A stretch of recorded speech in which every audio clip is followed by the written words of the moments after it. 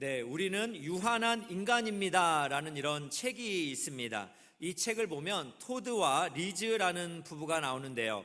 어느 날 이 가정이 아이를 임신을 했지만 안타깝게도 미숙아를 출산을 하게 됩니다. 이로 인해서 아이의 목숨이 자신들이 어찌할 수 없다라는 것, 즉 통제할 수 없는 현실이다라는 것을 깨닫게 되면서 인간의 유한함과 그리고 하나님의 무한함을 생각하게 되는 내용입니다.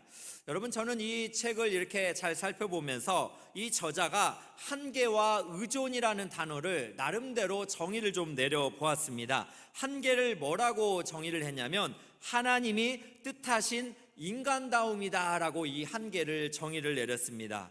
이 부부가 이렇게 어려움을 겪으면서 통제할 수 없는 환경을 마주 대하면서 사람은 피조물이구나라는 것을, 유한하다라는 것을, 한계를 가지고 있다라는 것을, 한계를 가지고 있다라는 것은 죄가 아니다라는 것을 그들이 깨달았다라는 것입니다. 그렇기 때문에 그들은 어떻게 해야 되는가? 바로 의존해야 된다라는 것으로 결론을 내립니다. 그 의존은 어떻게 정의를 내리냐면 하나님이 뜻하신 삶의 모습이다라는 것이에요. 인간이 자신의 유한함을 발견하고 한계를 경험했다면 이제는 하나님을 더욱 의존하며 사는 것이 하나님이 뜻하신 삶의 모습이다라는 것입니다. 여러분, 저는 이 책을 읽으면서 참 위로도 되었습니다. 한계를 경험하면서 무언가 더 열심히 더 뛰어야 된다라는 이 강박관념 속에 사로잡혀 있는 저의 모습을 발견했기 때문입니다. 또 통제할 수 있는 현실에서 괴로워하기보다는 더욱 하나님을 의존하면 되겠구나라는 어떠한 답을 발견한 것 같아서 참 많이 감사가 되었습니다. 여러분, 새해가 시작하고 하루하루를 걸어가고 있습니다. 여러분의 삶의 모습은 어떻습니까? 두려움이 더 많으십니까? 아니면 믿음으로 그 두려움을 극복하고 계십니까? 여러분, 요즘 이렇게 뉴스들을 보면 꽁꽁 얼어붙은 고용 시장이라고 하니까 여러분, 취업을 걱정하시는 분들 얼마나 두렵겠습니까? 또 수험생들이 결과가 발표가 되어지고 있습니다. 자신의 미래에 대해서 얼마나 두려움이 찾아오겠습니까? 또 자녀들의 진학과 또 여러 가지 올해 큰 시험을 앞둔 분이라면 여러 가지 마음속에 두려움이 클 것입니다. 은퇴를 앞둔 분들도 앞으로의 미래를 생각할 때 두려움이 가득하게 몰려올 것이라 생각이 듭니다. 여러분, 그러나 이 두려움은 다양한 눈을 가지고 있다라는 말처럼 우리가 두려움에 함몰되다 보면 여러 가지 좋지 않은 부정적인 영향, 부정적인 결과물들을 만들어낼 수 있다라는 것입니다. 그래서 여러분, 성경을 이렇게 살펴보면 크게 두 가지 정도의 이 부정적인 영향이 있는데요. 그 첫 번째는 무엇이냐면 두려움은 바로 무기력함을 만든다라는 것입니다. 여러분, 우리가 민수기 13장을 잘 살펴보면 이제 하나님께서 가나안 땅을 이스라엘 백성들에게 주시기로 약속을 하시고 12명의 정탐꾼을 보내셨습니다. 그런데 그 정탐꾼 중에 10명은 하나님이 주신 젖과 꿀이 흐르는 땅이라는 이 약속, 또 하나님의 시선으로 그 가나안 땅을 보지 못하고 그들을 보면서 오히려 두려움 속에 빠졌습니다. 그들이 큰 두려움에 빠지니까 무기력한 모습들을 민수기 13장 32절, 33절에서 발견할 수 있게 되는데요. 한번 말씀을 보겠습니다. 이스라엘 자손 앞에서 그 정탐한 땅을 악평하여 이르되 우리가 두루 다니며 정탐한 땅은 그 거주민을 삼키는 땅이요 거기서 본 모든 백성은 신장이 장대한 자들이며 거기서 네피림 후손인 아낙 자손의 거인들을 보았나니 우리는 스스로 보기에도 메뚜기 같으니 그들이 보기에도 그와 같을 것이니라. 여러분, 이들이 지금 하나님이 주신 땅을 어떻게 했다고요? 악평을 했다라는 것이에요. 축복의 땅이 아니라 하나님이 주신 땅을 악평하면서 이 땅은 거주민을 삼키는 땅이요 또 그들의 백성은 신장이 장대하며 또 그들의 후손은 안악자손같이 거인들이기 때문에 우리가 보기에도 우리가 메뚜기 같은데 그들이 보기에도 얼마나 우리가 작아 보이겠느냐. 이들이 굉장히 무기력한 모습을 가지고 있습니다. 사랑하는 성도 여러분, 두려움은 자기를 감옥에 가두는 것과 같다라고 이렇게 표현합니다. 우리가 새해를 시작하고 이렇게 삶을 개척해 나가는데 하나님이 주신 많은 축복의 선물들 하나님의 시선으로 바라보지 못한다면 우리도 이 10명의 정탐꾼과 같이 무기력이라는 감옥에 빠져서 이도 저도 하지 못하는 주저하다가 한 해를 보내게 되는 그런 슬픔을 경험하게 될 수 있다라는 것입니다. 여러분, 그렇기 때문에 우리가 두려움의 이 부정적인 영향력을 우리가 고민하면서 그 실체를 좀 파악을 해야 되는데요. 두 번째로, 두려움의 이 부정적인 영향은 바로 우리에게 죄를 잉태한다라는 것입니다. 여러분, 정탐꾼들이 이 가나안 땅을 보고 악평하게 되니까 스스로 메뚜기라고 이렇게 참 그들의 존재를 무기력하게 이야기하니까 그 이야기를 들었던 이스라엘 백성들이 어떻게 합니까? 모두가 다 두려워 빠지는 거예요. 이 두려움이 확대가 되면서 재생산되고 있는 것을 볼 수가 있습니다. 그래서 이스라엘 백성들은 밤새도록 통곡을 합니다. 그리고 이스라엘 백성들은 모세와 아론 지도자들을 원망을 합니다. 또 그들은 뭐라 합니까? 여호와 하나님을 향해서도 원망을 하면서 새로운 지도자를 세워서 애굽으로 돌아가는 것이 낫겠다, 이런 생각에 참 부정적인 결과물들을 만들어냅니다. 여러분, 이 두려움이라는 것은 죄를 만들어낸다라는 것이에요. 그렇기 때문에 우리가 두려움을 특별히 주의해야 할 필요가 있습니다. 여러분, 우리가 사무엘상 13장을 보면 초대 이스라엘의 왕 사울 왕도 어떻게 됩니까? 그가 블레셋과의 전투를 나가면서 이제 그 하나님 앞에 예배를, 즉 번제를 올려드려야 되는데 사무엘 선지자가 오지 않습니다. 그러니까 두려움에 빠지게 되죠. 그러면서 블레셋도 두렵고 또 이스라엘 백성들은 막 흩어지기 시작하고, 이 환경을 극복하기 위해서 사무엘이 택한 방법은 무엇이냐면, 본인이 왕인데 제사장도 아닌데 본인이 화목제물을 가져오라면서 예배를 드리는 어처구니 없는 범죄를 저지르게 됩니다. 나중에 사무엘이 와서 왕이여 어찌하여 망령된 일을 행했습니까? 이렇게 참 지적을 했을 때 사무엘이 하는 참 궁색한 변명이 사무엘상 13장 12, 13절에 나옵니다. 한번 보겠습니다. 이에 내가, 즉 사울이 이르기를 블레셋 사람들이 나를 치러 길갈로 내려오겠거늘 내가 여호와께 은혜를 간구하지 못하였다 하고 부득이하여, 즉 어쩔 수 없이 번제를 드렸다라고 이렇게 변명을 합니다. 그때 13절에 사무엘이 사울에게 이르되 왕이 망령되이 행하였도다. 왕이 왕의 하나님 여호와께 왕에게 내리신 명령을 지키지 아니하였도다. 그리하였더라면 여호와께서 이스라엘 위에 왕의 나라를 영원히 세우셨거늘 하고 이렇게 사무엘이 말을 합니다. 즉 사울 왕은 두려움 가운데 현실에 보여지는 것들에 그가 이렇게 참 함몰되면서 결국 하나님 앞에서 하지 말아야 될 범죄를 저지르게 되면서 망령된 이 범죄로 말미암아 사울 왕은 결국 영원한 나라를 세우지 못하고 그 왕의 보좌에서 폐위되는 것을 볼 수가 있습니다. 사랑하는 귀한 성도 여러분, 이 두려움이라는 것은 죄를 잉태하게 됩니다. 이 가나안의 정탐꾼의 이야기를 들었던 이스라엘 백성들이 두려움 속에서 하나님을 원망한 것처럼, 또 사울왕이 두려움 속에서 하나님 앞에 범죄하게 된 것처럼, 여러분 우리가 두려움에 빠지게 된다면 죄를 양산하게 되는 그런 결과를 낳게 된다라는 것입니다. 그러므로 사랑하는 귀한 성도 여러분, 이 두려움은 하나님이 주시는 마음이 아닙니다. 하나님은 우리가 무기력에 빠져서 이 감옥 안에 갇혀서 살기를 원하지 않습니다. 또 하나님은 우리가 두려움이라는 감옥 안에서 죄를 양산하는 삶을 원하지도 않습니다. 그렇기 때문에 오늘 예수님께서는 우리에게 말씀하시는 거예요. 두려워하지 말고 믿기만 하라. 뭐라고요? 두려워하지 말고 믿기만 하라. 오늘 하나님께서, 즉 예수님께서 야이로를 통해서 말씀하시는 본문의 말씀을 살펴보면서 우리가 가지고 있다는 이 두려움을 다 떨쳐버리고 예수 그리스도와 그분의 말씀을 신뢰하는 은혜를 경험하시기를 주의 이름으로 축복합니다. 그런 의미에서 오늘 본문의 말씀을 우리가 잘 살펴보면 오늘 본문에는 회당장 야이로라는 사람이 나옵니다. 이 본문의 배경을 잘 살펴보면 이 회당장 야이로가 이제 사랑하는 딸이 병이 들어서 죽게 되었어요. 그래서 그가 소문을 들었죠. 예수라는 어떤 청년이 이 자기의 딸을 살릴 수 있다, 사람의 질병을 고칠 수 있다라는 것을 그가 듣게 되었습니다. 이 말을 듣고 그 안에 믿음이 생겨서 예수님 앞에 찾아가서 간곡하게 부탁을 합니다. 그가 간절하게 예수님을 청하는 내용이 오늘 본문 마가복음 5장 22, 23절에 나오는데요. 한번 보겠습니다. 회당장 중에 하나인 야이로라 하는 이가 와서 예수를 보고 발 아래 엎드려 간곡히 구하여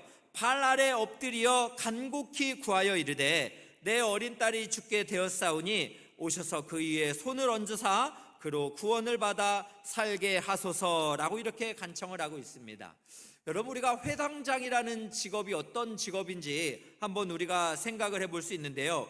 이 회당장이라는 것은 유대인의 회당을 관리하고 운영하는 책임자입니다. 그래서 단순한 종교인이 아니라 유대 공동체의 중요한 행정적인 영적인 지도자입니다. 그러므로 이 야이로는 회당장의 신분을 가지고 있었기 때문에 유대 사회에서 상당한 권위와 존경을 받는 인물이었습니다. 그런데 이 사람에게 믿음이 생긴 거죠. 예수님이 내 딸을 고칠 수 있다라는 이런 믿음이 생겨서 그는 신분도 내려놓고 자존심도 내려놓고 간절하고 아주 절박한 심정으로 예수의 발 아래 엎드리기까지 합니다. 그리고 예수님에게 간곡히 구하여서 우리 집에 와서 우리 딸을 좀 살려주십시오라고 간청을 하고 있다라는 것입니다. 예수님은 이 회당장 야이로의 믿음을 보시고 이제 딸을 고쳐주기 위하여 야이로의 집에 가고 있었습니다. 그런데 마가복음 5장에 보면 혈류병을 앓던 12년 동안 혈류병으로 고생하던 한 여인이 예수님의 옷자락이라도 만지면 그 병을 나을 수 있다라는 믿음을 가지고 그 예수님의 옷자락에 손을 댑니다. 그러면서 이 혈류병의 근원이 마르게 되면서 치유를 받는 이런 환경이 이렇게 펼쳐지게 되는데요. 그런데 예수님께서 이 혈류병의 여인을 치유하게 되면서 시간을 지체하게 됩니다.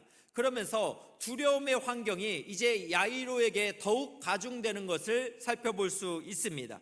그 첫 번째 환경은 무엇이냐면 이제 이렇게 예수님께서 시간을 지체할 때 회당장 야이로의 집에서 사람들이 왔습니다. 그리고 딸이 죽었다라고 이렇게 말을 하면서 이렇게 말합니다. 오늘 마가복음 5장 35절 보겠습니다. 아직 예수께서 말씀하실 때 회당장의 집에서 사람들이 와서 회당장에 이르시되 당신의 딸이 죽었나이다. 어찌하여 선생을 더 괴롭게 하나이까? 지금 집에서 온 사람들의 이야기가 뭡니까? 그 기대했던 희망 뭐였습니까? 딸이 예수님을 만나면 살 수 있다라는 이 소망이 이제는 완전히 사라져 버렸어요. 딸이 죽어버렸다라는 것입니다. 그래서 이제 사람들은 예수 선생을 더 괴롭게 하지 말라라는 이런 말을 했습니다. 야이로는 믿음이 흔들릴 수밖에 없는 환경입니다. 모든 것이 끝장이 나서 포기해버리고 싶은 그러한 절망적인 상태입니다. 이러한 상태의 마음을 아시고 예수님께서 말씀하십니다. 오늘 36절입니다. 예수께서 그 하는 말을 곁에서 들으시고 회당장에게 이르시되 두려워하지 말고 믿기만 하라. 우리 예수님께서 지금 회당장에게 흔들리는 믿음을 향해서 선포하십니다. 두려워하지 말고 믿기만 하라.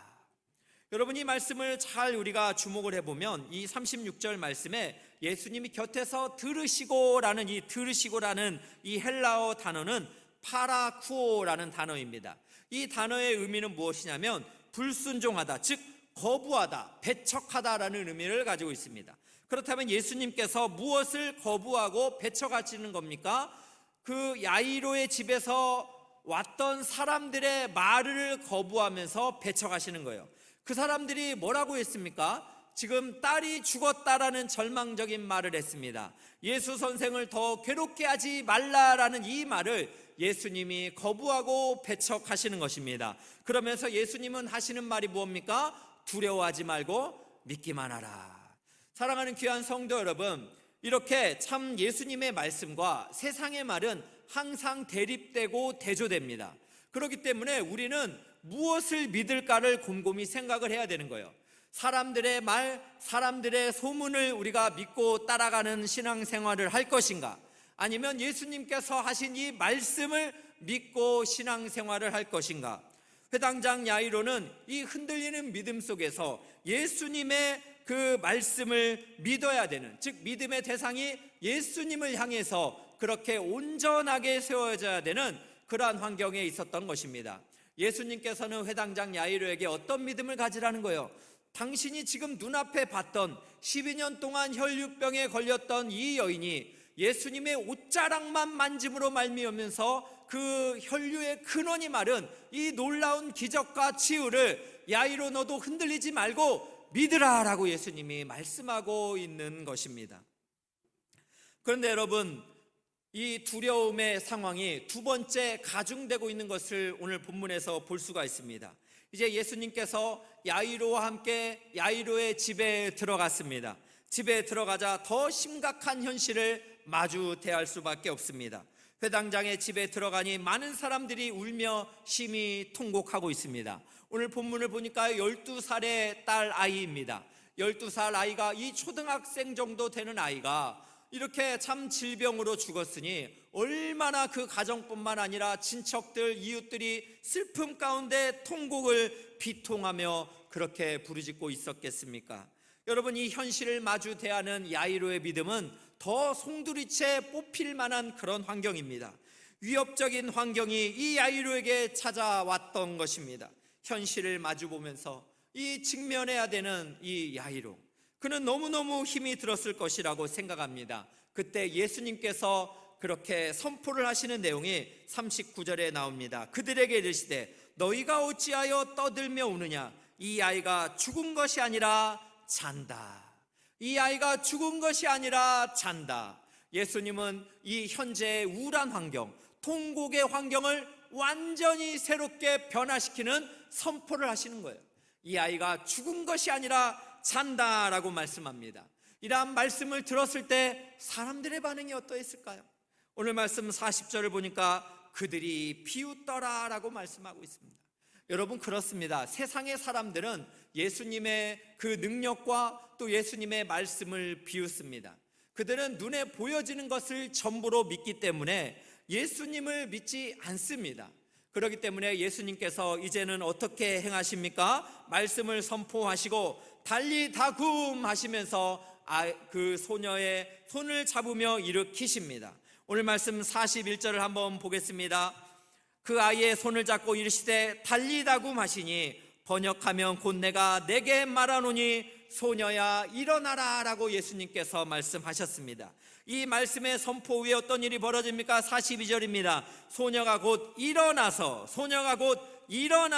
걸으니 나이가 12살이라 사람들이 곧 크게 놀라거늘. 예수님의 선포 이후에 어떤 기적이 일어났습니까? 죽었던 소녀가 정말 예수님의 말씀처럼 자는 것과 같이 다시 일어났습니다. 비웃었던 사람들은 참 이 광경을 직접 목격하지 못할 정도로, 그리고 가족들과 예수님과 함께 했던 사람들만 크게 놀라고 놀라운 기적을 경험할 수가 있었다라는 것입니다. 여러분, 여기서 오늘 42절에 소녀가 일어나서라고 쓰여진 이 헬라어 단어는 아니스테미라는 단어입니다. 이 단어는 그 세우다, 일어나다 라는 이런 의미를 가지고 있습니다. 특히 이 단어는 어디에서 많이 쓰였냐면 마가복음에서 부활과 연결되어서 많이 쓰였습니다. 그래서 이 아니스테미라는 이 단어가 이 마가복음에서만 10번이나 부활과 관련되어서 쓰여졌다라는 것입니다. 여러분, 부활과 관련되었다라는 것을 우리가 정황을 살펴볼 수 있는 것이 있는데, 그것이 무엇입니까? 소녀가 다시 이렇게 일어났을 때 함께 했던 사람들이 크게 놀랐습니다. 그런데 여러분, 마가복음 16장을 보면 예수님께서 죽으셨다가 부활하셨습니다. 그 무덤에 갔던 그 여인들이 빈 무덤을 보고, 그리고 천사의 이야기를 듣고 그들이 크고 놀랍고 놀라웠다라고 성경은 기록하고 있습니다. 무엇을 말하는 것입니까? 소녀가 다시 살아난 것이 예수 그리스도의 부활을 예고하고 있다라는 것을 나타내 주고 있습니다. 또 여러분, 부활에 그 관련되었다라는 것을 알 수 있는 것을, 예수님께서 이 놀라운 소녀를 살리신 것을 사람들에게 알리지 말라라고 이야기하셨습니다. 마찬가지로 예수님께서는 십자가에서 죽으시고 부활하실 것을 사람들에게 알리지 말라라고 그렇게 말씀을 하셨습니다. 그렇기 때문에 결론적으로 이 소녀가 다시 소생하게 되었다라는 것은 예수님의 부활을 예고하고 있다라는 것을 우리가 살펴볼 수 있다라는 것이에요. 그렇다면 사랑하는 성도 여러분, 오늘 우리에게 필요한 믿음이라는 것은 어떤 것입니까? 오늘 본문 안으로 들어가 본다면 예수님이 두려워하지 말고 믿기만 하라라는 이 믿음은 야이로에게는 어떻게 적용을 해야 될까요? 그 딸이 죽었다라는 소식을 듣고 아직 살아나지 않은 환경 속에서 예수님이 살리실 것을 기대하는 믿음이 되어야 되겠죠. 그런데 여러분, 저자 마가가 기록한 것을 살펴본다면 저자 마가의 기록 속에서는 무엇입니까? 예수님이 달리 다굼하시면서 소녀를 살리셨습니다. 그렇기 때문에 이 마가복음을 듣는 독자들에게는 어떤 믿음이 필요한 거예요? 예수님이 죽으셨다가 이제 부활하시는구나라는 것에 대한 믿음을 갖기를 원하셨다라는 것입니다. 그렇다면 사랑하는 성도 여러분, 오늘의 본문의 말씀을 접하는 우리는 어떤 믿음이 필요합니까? 예수 그리스도께서 마가복음을 통해서 이미 부활하셨다라는 것을 우리가 믿어야 할 것입니다. 또한 이 시대를 살아가면서 우리도 딸이 죽은 것과 같은 그런 절망적인 환경이 온다 할지라도 예수 그리스도의 능력과 그 놀라운 권세 가운데서 다시 살리시는 그러한 은혜를 우리가 믿으시기를 주님의 이름으로 축복합니다.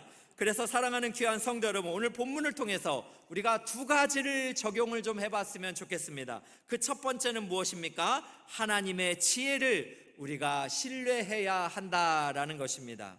그럼 오늘 본문을 통해서 우리가 잘 살펴봐야 될 것이 무엇입니까? 예수님께서 야이로와 함께 이 야이로의 집에 가다가 시간을 지체하셨잖아요.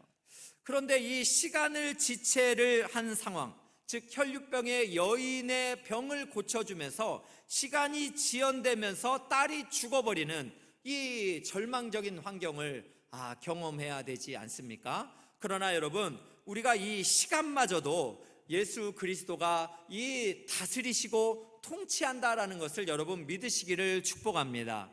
여러분, 시간이라는 것은요, 하나님의 창조입니다. 하나님께서 태초를 창조하시고 또 종말을 하나님이 정하셨습니다. 그래서 태초와 종말 사이에 초월하신, 영원하신, 스스로 존재하신 하나님이기 때문에 이 창조와 종말 가운데 일어나는 모든 만물은 하나님께서 시간 안에서 역사하시면서 다스리시는 줄로 믿으시기를 축복합니다. 그래서 여러분, 이 시간 안에 이루어지는 모든 일들은 하나님께서 허비하는 시간이 아니에요. 하나님만이 계획하시는 하나님의 계획하심이 있다라는 거예요. 그렇기 때문에 우리는 하나님의 이 지체하심도, 하나님의 이 타이밍도 신뢰하는 하나님의 지혜가 우리에게 필요합니다. 여러분이 하나님께서 우리의 기도 응답을 지연시키실 때 어떤 은혜가 있습니까? 우리가 하나님을 더욱 우리가 바라보게 되는 이 영성이 깊어지는 은혜들이 있는 거잖아요.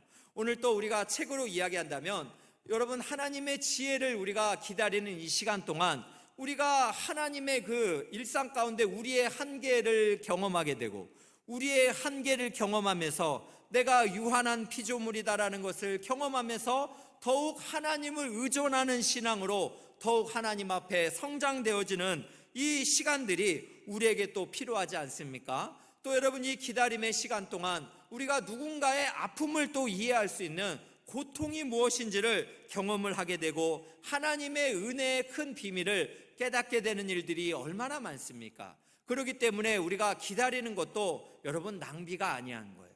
하나님이 우리에게 시간을 지연시키는 것도 하나님의 지혜로우심, 하나님의 계획하심이 있다라는 것을 믿는 인내가 우리에게 필요하다라는 것입니다.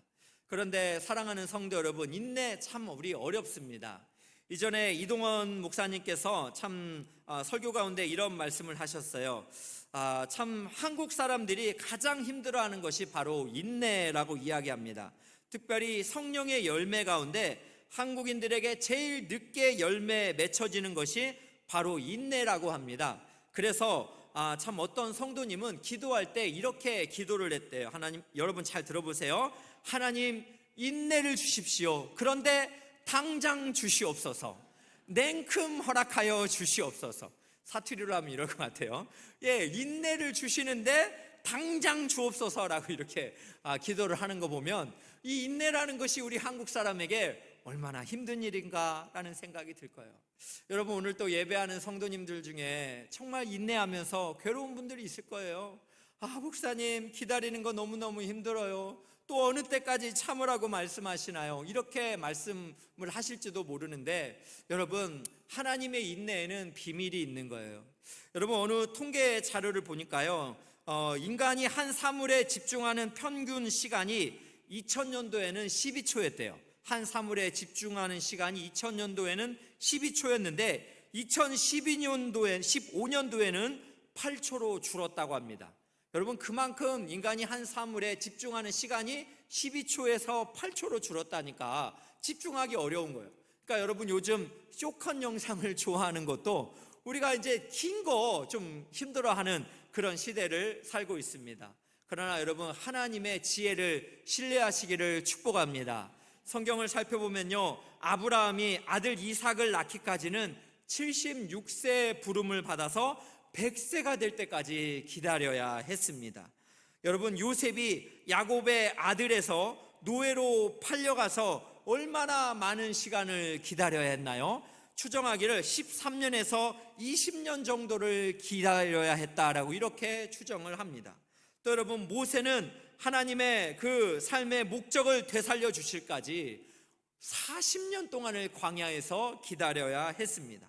다윗은요, 사울왕과 3,000명의 군대에 쫓겨서 10년이 넘도록 하나님의 도우심을 바라며 살아야 했습니다.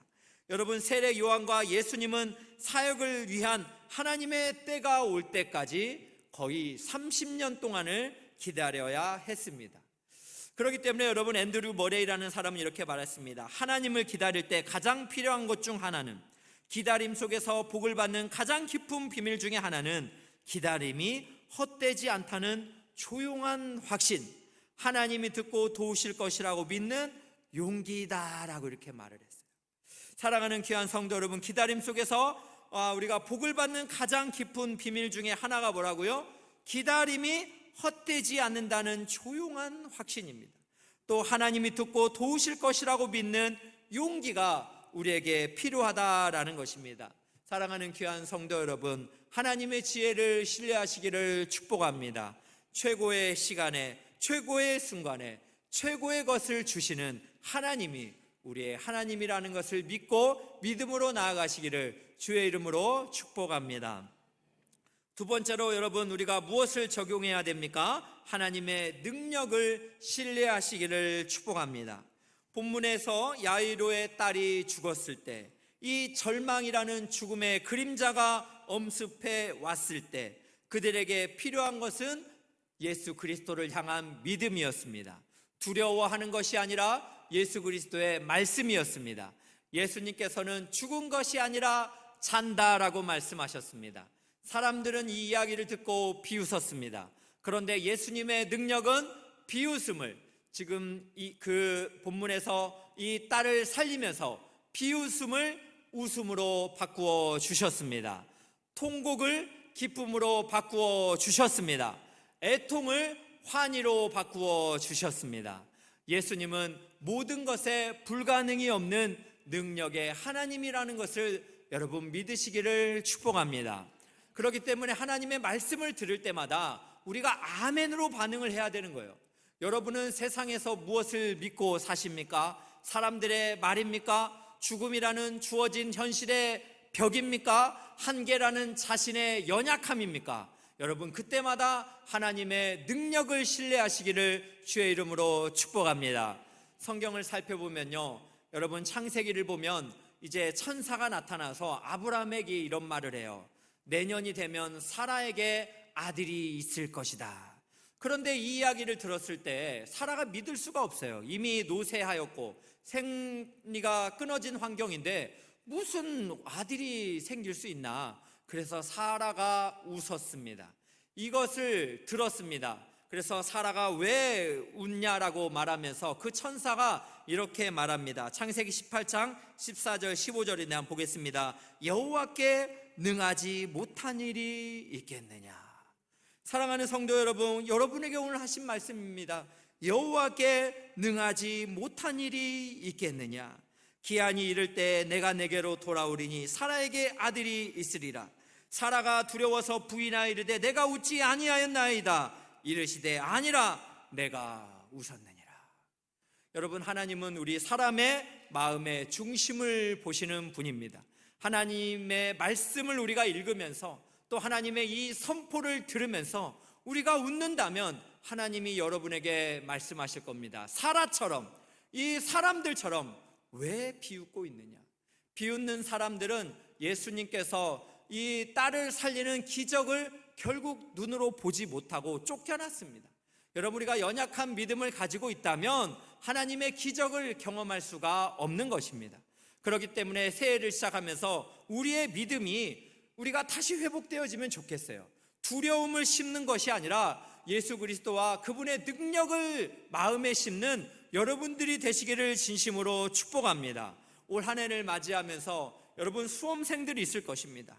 또 올 한 해를 바라보면서 노후가 걱정이 되시는 분들도 있을 것이고, 건강과 또 관계와 또 취업과 여러 가지 두려움의 환경 속에서 또 자녀들의 미래 속에서 어떻게 해야 될까 눈물 나는 분들이 있을 것입니다.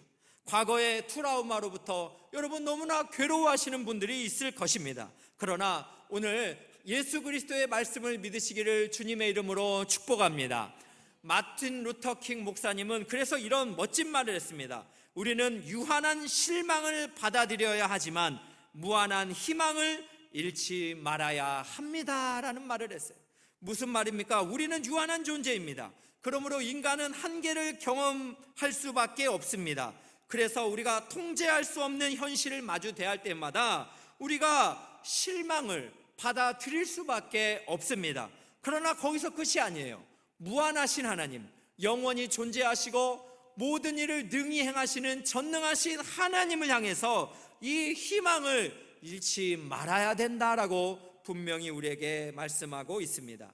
그러므로 사랑하는 귀한 성도 여러분, 우리가 유한한 한계를 경험할 때마다 유한한 실망을 받아들이면서도 무한하신 하나님께 소망을 두시기를 주님의 이름으로 축복합니다. 저는 오늘 설교를 이렇게 참 정리를 하면서 로버트 슐러 목사님의 시가 생각이 났습니다. 로버트 슐러 목사님께서 절벽 가까이로 부르셔서라는 이런 시를 이렇게 지으셨는데요. 여러분 한번 잘 들어보시기 바랍니다. 한번 읽어드리겠습니다. 절벽 가까이로 나를 부르셔서 다가갔습니다. 절벽 끝에 더 가까이 오라고 하셔서 더 가까이 다가갔습니다. 그랬더니 절벽에 겨우 발을 붙이고 서 있는 나를 절벽 아래로 밀어버리는 것이었습니다. 물론 나는 그 절벽 아래로 떨어졌습니다. 그런데 나는 그때까지 내가 날 수 있다는 사실을 몰랐습니다. 여러분, 얼마나 멋진 이 목사님의 시입니까? 하나님께서 절벽 가까이로 부르니까 다가갔다라는 것이에요. 그래서 겨우 발을 붙이고 서 있었는데 하나님께서 절벽 아래로 밀어버리는 거예요. 그래서 절벽 아래로 떨어지다가 보니까 그때까지 몰랐던 사실을 깨달았다는 거예요. 내가 날 수 있다는 사실을 깨달았다는 것입니다. 여러분, 이 시는 로버트 슐러 목사님이 성경의 본문을 그렇게 참고하여서 지은 시입니다. 이 본문이 어디에 나오냐면 모세가 이스라엘 백성들에게 했던 설교에 나와요. 그래서 신명기 32장 11절 12절을 보겠습니다. 마치 독수리가 자기의 보금자리를 어지럽게 하며 자기의 새끼 위에 너풀거리며 그의 날개를 펴서 새끼를 받으며 그의 날개 위에 그것을 엎는 것 같이 여호와께서 홀로 그를 인도하셨고 그와 함께한 다른 신이 없었도다. 무슨 말씀입니까? 어미 독수리가 이제 새끼 독수리가 나는 법을 알아야 되는데 어떻게 하는 거예요? 보금자리를 어지럽게 흩어버립니다. 마치 절벽 가운데로 밀어버리는 것이죠. 그러면은 그 아기 독수리는 절벽 가운데로 떨어지면서 날기 위해서 얼마나 그렇게 너풀거리겠습니까? 그런데 그들이 땅바닥에 떨어질 그 직전에 어미 독수리가 실패한 그 아기 독수리를 업어 다시 올린다는 것입니다.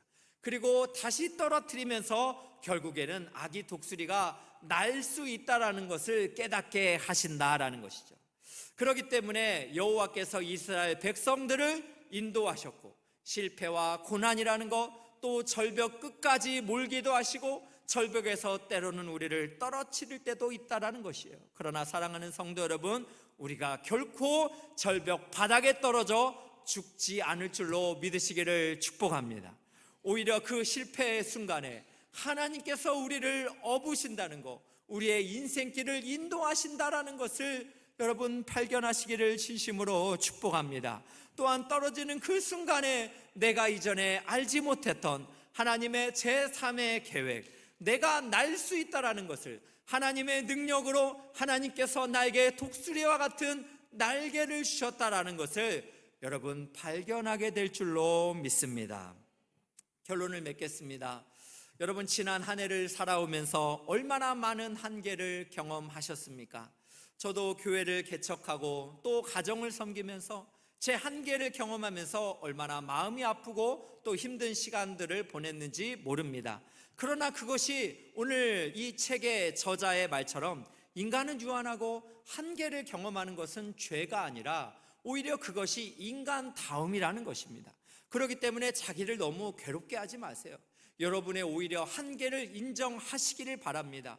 그리고 한계를 발견할 때마다 우리를 날 수 있게 하시는 하나님을 의존하시기를 축복합니다. 하나님의 백성은 우리를 날게 하시는 하나님을 의존하며 사는 것, 이것이 하나님의 백성의 삶의 모습이다라는 것을 기억하시고 두려워하지 말고 믿으시기를 주님의 이름으로 축복합니다. 새 길을 걸으시면서 주님과 함께 비상하시는 여러분 모두가 되시기를 주의 이름으로 축복합니다.